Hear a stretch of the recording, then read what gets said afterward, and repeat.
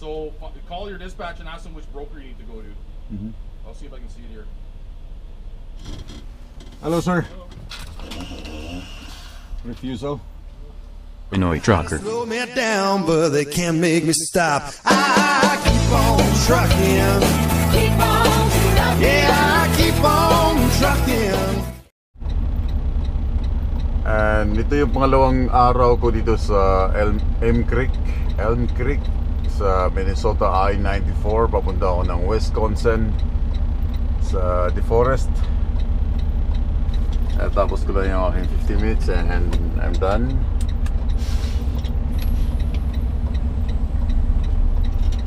Bali nag-stay ako dito ng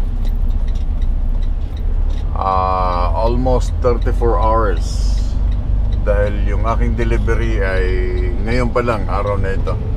So napaaga yung aking alis and hindi siya pwedeng i-unload na lang basta doon dahil ang load ko ay, ang nasa aking likod ay tangke. So meron siyang specific na araw, meron siyang specific na oras kung kailan siya i-unload dahil ilalagay nila ito sa ibabaon nila ito sa lupa dahil nga ano to siya, fuel tank.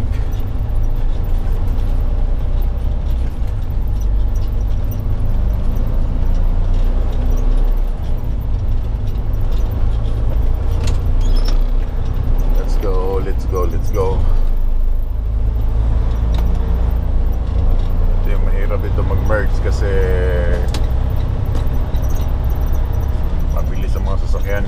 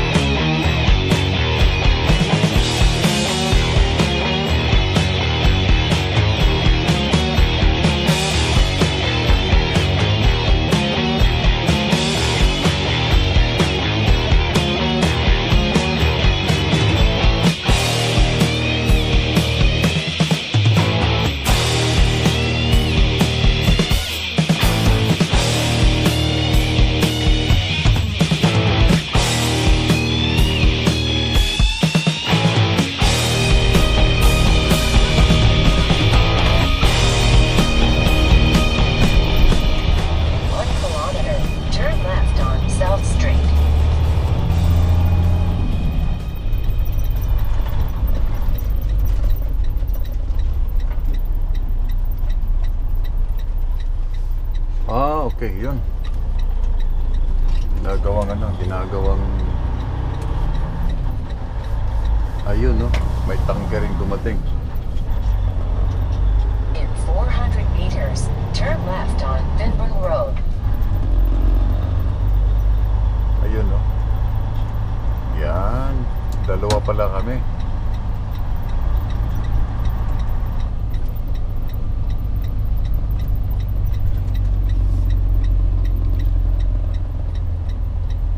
Tatlo. Oh my.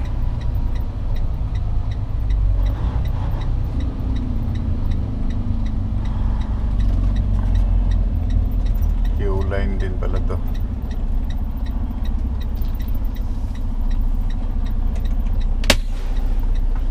Okay, change. Wait sa off duty. Then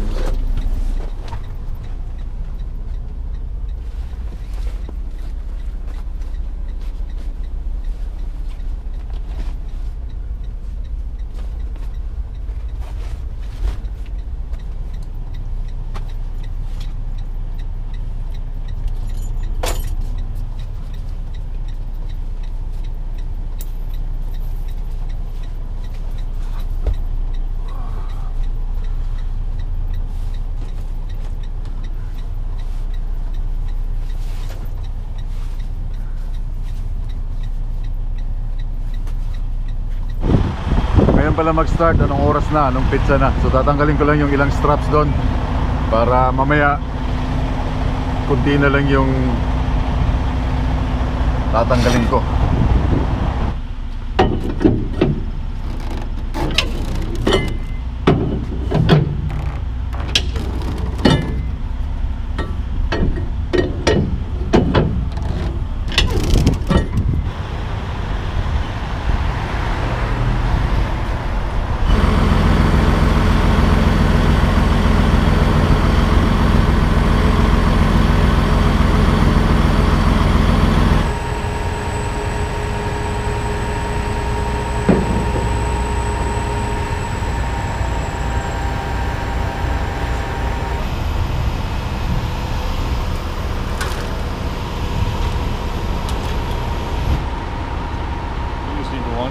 You take the second copy.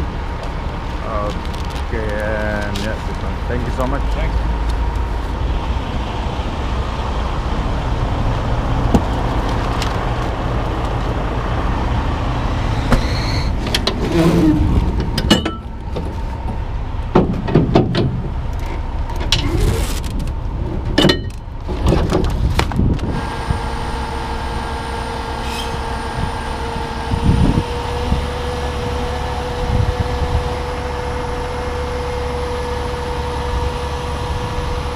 Tapos na kami dito.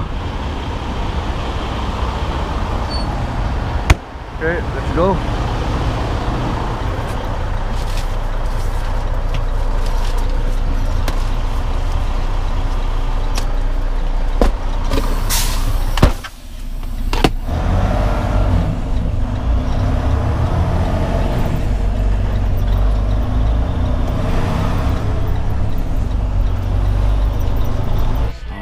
First time ko mag-shower sa labs. Hello. Number 3, number 1. Number 3. So 143.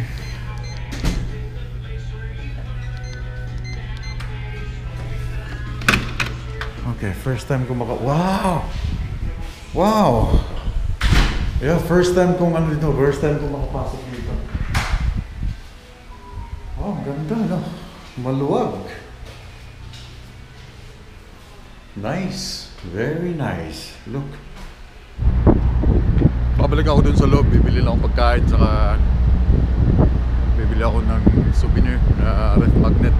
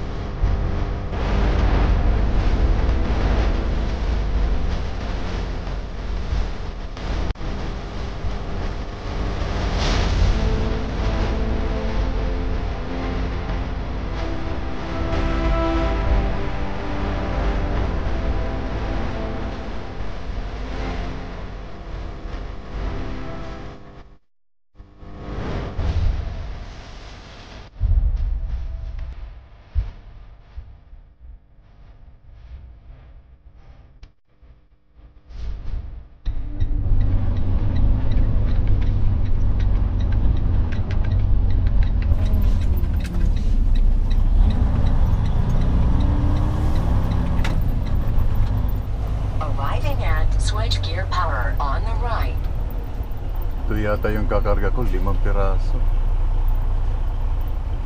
Tatanong muna ako.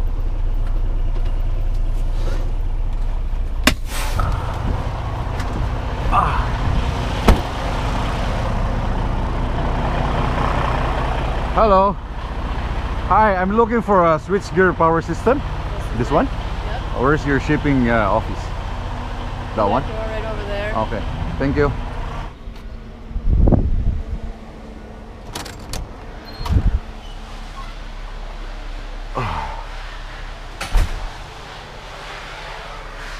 Hello. Hi. Switchgear power system? Yep. Yeah, I got a pickup at 11:30. 11:30 Going back to Canada. to Canada. Yes, ma'am. Drop those safety goggles.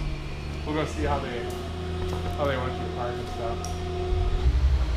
It doesn't show per piece. It's 40,000 total. 15,000. Okay, 15,000. That's just for this one piece.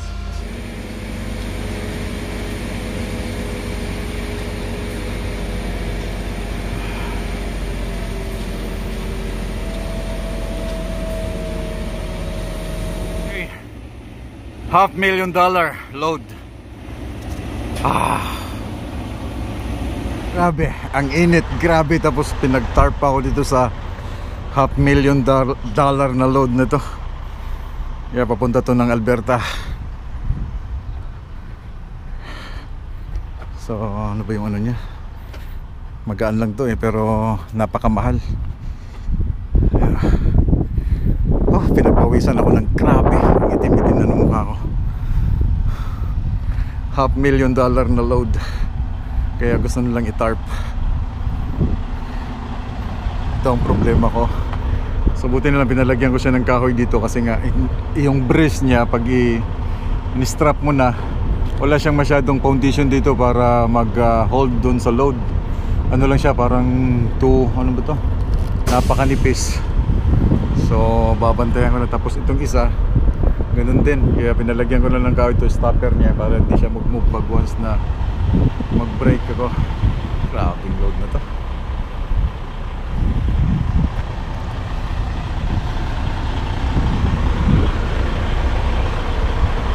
Okay.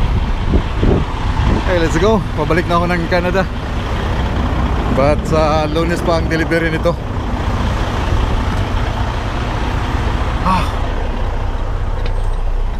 So, tapos na ako dito sa aking customer. And grabe kainit, grabe talaga ang init. Oh, layo ng diferensya oh. Sus ko po, ginoo kong gagmay. Power nyo kayo. Sabi ko nga sa inyo, mas maganda pa mag winter time kaysa ganito, kaysa summer. Mas gusto ko ang winter time, malamig.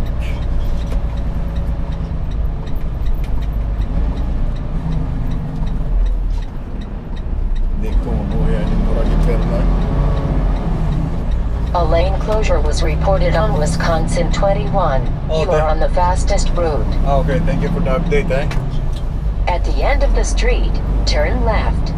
Power kayo, turn left.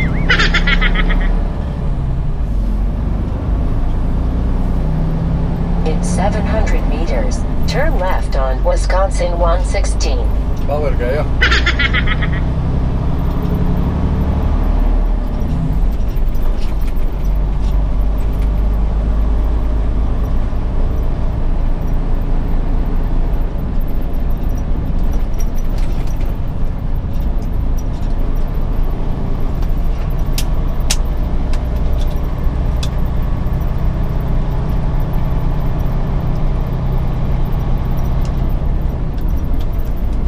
Umaga pa ako tubig ng tubig.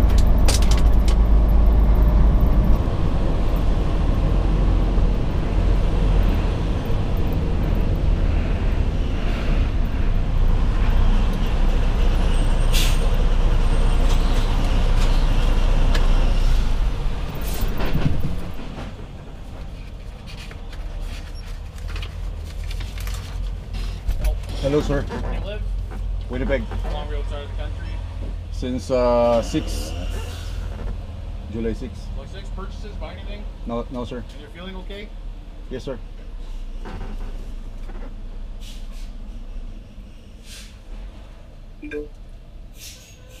Mark Anthony Molina, a new operating zone has been detected and is pending your acknowledgement for activation.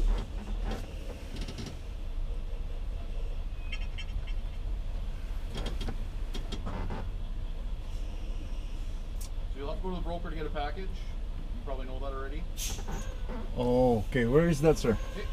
You'll park in the lot where you see the other trucks. Yeah. You walk to that blue roof building, so you just go up the service road. That one? That blue roof. Yeah, yeah. Okay. And then go call your dispatch and ask them which broker you need to go to. Mm-hmm. I'll see if I can see it here. No. That one, right? That one? Yeah, so you're gonna park and then you'll see there's a post in the way now, but when you drive away there's a sidewalk. Okay. You just okay. can't see it now. All right. Yeah. Thank you. And then once you get a package, you report inside here. Okay.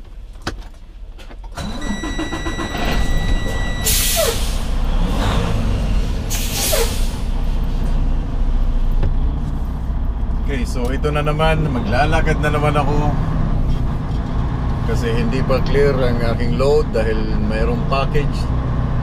Oh my goodness.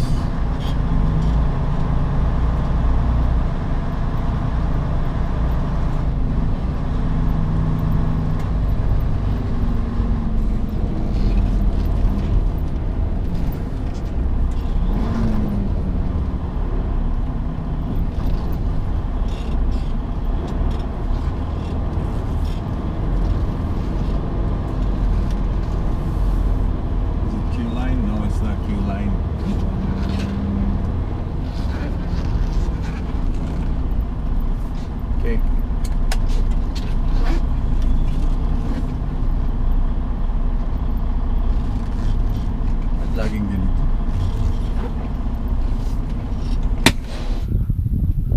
Custom. So maghanap ako ngayon ng virus. Oh, wala. This is PyRC. So wala siyang package na kukunin na dapat na dadalhin ko sa custom. So babalik ako sa truck. Maghihintay ako hanggang wala ng araw. Okay, so ganito minsan sa biyahe, hindi lahat Pasko. Kaya minsan hindi clear yung load mo papasok ng Canada or papasok ng US. Kaya makikipag-deal ka sa custom, sa border, sa broker. So dahil hindi pa clear yung aking load, tago muna ako sa loob, mainit. And kailangan kong bumalik sa US. Kailangan kong bumalik dito sa gas truck, dito sa Pembina. Kasi kung hindi pa rin siya clear until tomorrow, i-drop ko tong trailer din, uwi ako sa bahay. So binigyan lang ako nila ng refusal, goods refusal, no broken entry. So babalik ako doon ako magpapalipas ng gabi.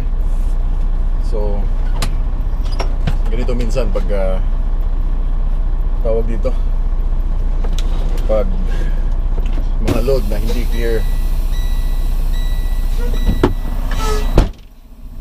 kailangan mong bumalik kasi hindi ako pwede mag-overnight dito. So yun nga, sabi ko, once na hindi siya mag-clear until tomorrow, iiwanan kong trailer sa gas truck sa Pembina, then uwi ako sa bahay.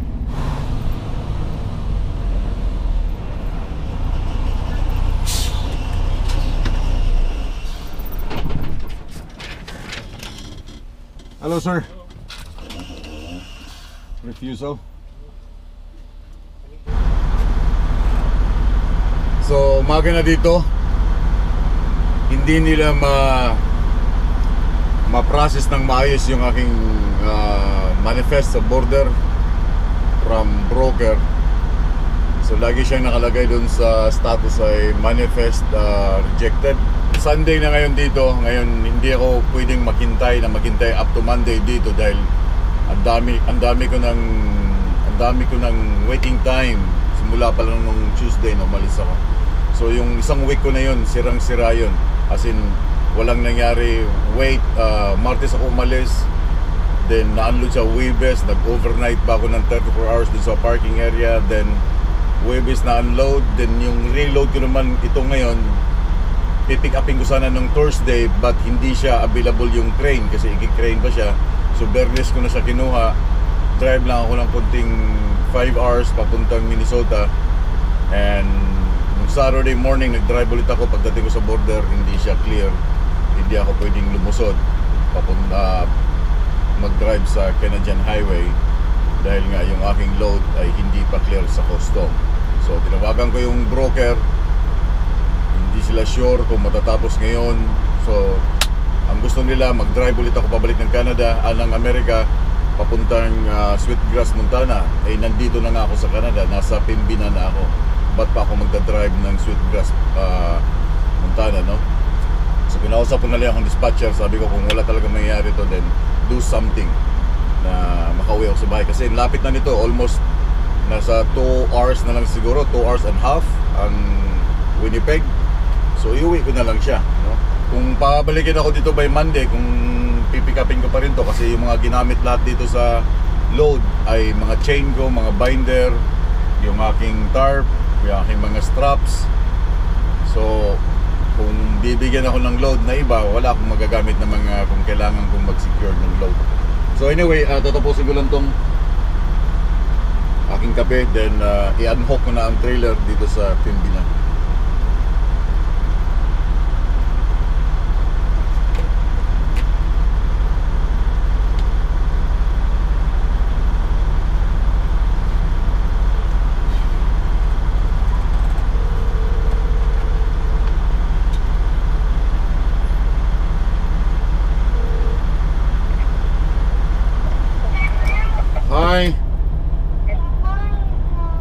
Hi Kali. Hi, how was your day? Good. Yeah, Papa's coming home. Papa's coming home.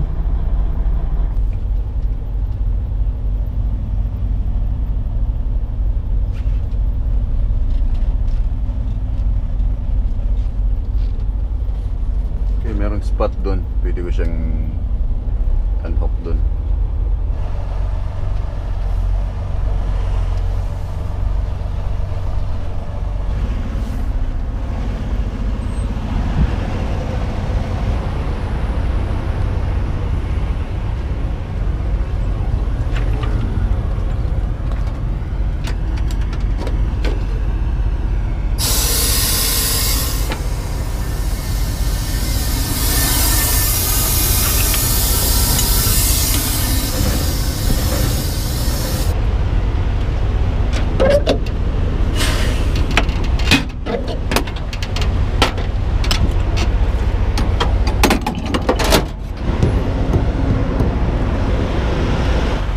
So pipicturean ko muna para makita nila na saan ko drop ang trailer.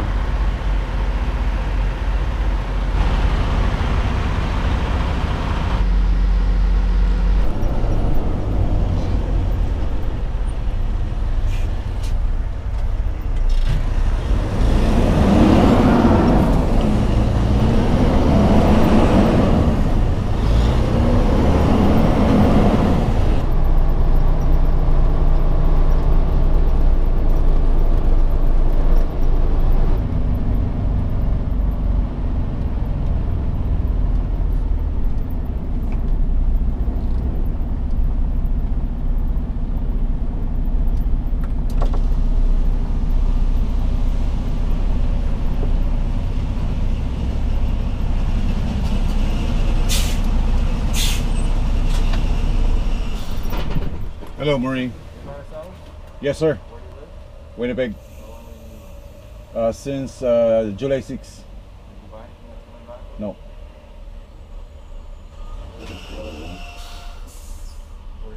I just dropped my trailer in gas truck because I have no broker entry. I was here yesterday, but nothing.